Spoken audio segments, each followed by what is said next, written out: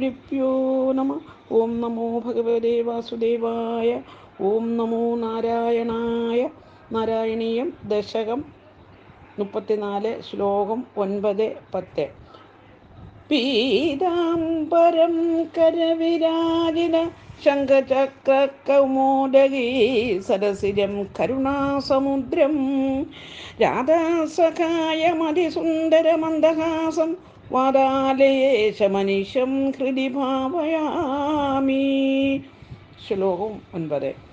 സോദര്യാ പ്രോക്തവാർത്ത വിവശദശമുഖാദിഷ്ടമാരീജമായ സാരംഗം സാരസാക്ഷ്യ സ്പൃഹിതം അനുഗത പ്രാവധീർബാണകാദം തന്മായാക്രന്ദനിര്യാപിത ഭവദനുജാം രാവണസ്ത്വാം അഹർഷീൻ തേനാർത്തോ വിദുമന്ത്ര കിമവിമുദമധാസ്തൻ വധോപായലാഭാൻ. അന്വയം. അർത്ഥം: സാരസാക്ഷ്യ സുന്ദരിയായ സീതയാൽ, സ്പൃഹിതം ആശിക്കപ്പെട്ട, സോദര്യ സഹോദരിയാൽ, പ്രോക്തവാർത്ത വിവശ ദശമുഖാദിഷ്ടമാരീജമായ സാരംഗം പറയപ്പെട്ട വാർത്തയിൽ വിവശനായ രാവണനാൽ ആജ്ഞാപിക്കപ്പെട്ട മാരീചൻ മായ കൊണ്ട് രൂപം പൂണ്ട മൃഗത്തെ അനുഗത പിന്തുടരപ്പെട്ടവനായ ബാണഘാതം അമ്പയച്ചു, പ്രാവധി വധിച്ചു. രാവണൻ തന്മായാക്രന്ത നിര്യാപിത ഭവതനുജാം, മാരീചൻ്റെ മായാക്രന്ദനം കേട്ട പിന്നാലെ അയക്കപ്പെട്ട അങ്ങയുടെ അനുജനോടും കൂടിയ താം ആ സീതാദേവിയെ അഹർഷീൻ അപകരിച്ചു. തേന അതുകൊണ്ട്, ത്വാം അങ്ങ്, ആർത്ത അഭി ദുഃഖിതനായെങ്കിലും,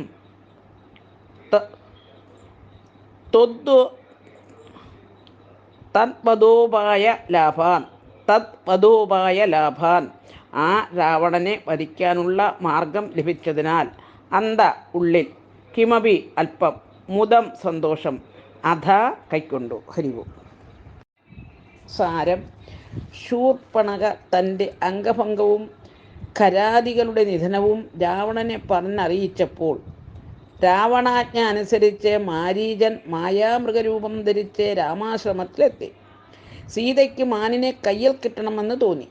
രാമൻ പിന്നാലെ അമ്പും വില്ലുമായി ചെന്നു മാരീചനെ വധിച്ചു. മാരീചൻ വ്യാജമായി രാമൻ നിലവിളിക്കുന്നത് പോലെ ഉച്ചത്തിൽ മുറവിളി കൂട്ടി. ഭയചകിതയായ സീത ലക്ഷ്മണനെ പറഞ്ഞയച്ചു.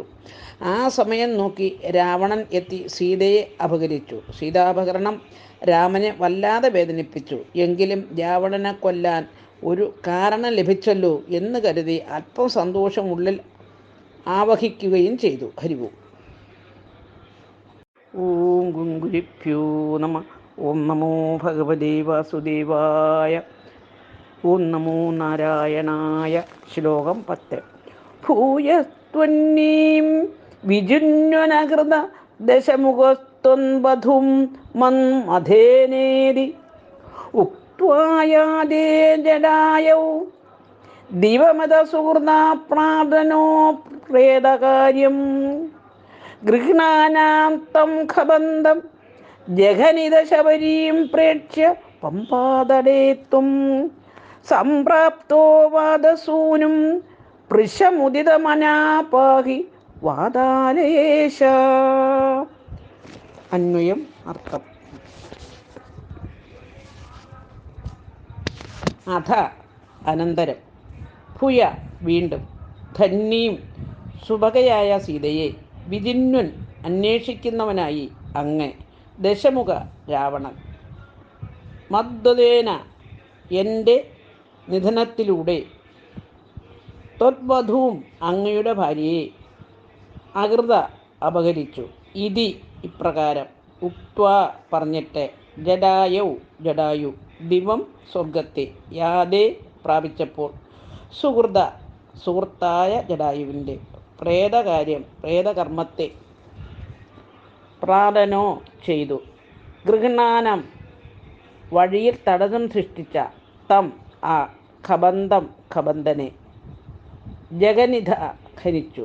ഹേ വാതാലയേശ, അല്ലയോ ഗുരുവായൂരപ്പ, ശബരിയും ശബരിയെ പ്രേക്ഷ്യ കണ്ടിട്ടെ, പമ്പാതടേ പമ്പാതീരത്തിൽ, വാദസൂനും വായുപുത്രനെ, സംപ്രാപ്ത പ്രാപിച്ചവനും, പൃശം ഏറെ മുദിതമന സന്തുഷ്ടചിത്തനുമായ ത്വം അങ്ങേ പാഹി രക്ഷിച്ചാലും. ഹരിവും. സാരം: സീതയെ അന്വേഷിച്ച് നടക്കുന്ന രാമൻ മാർഗമധ്യേ മുറിവേറ്റ് കിടക്കുന്ന ജടായുവിനെ കണ്ടു.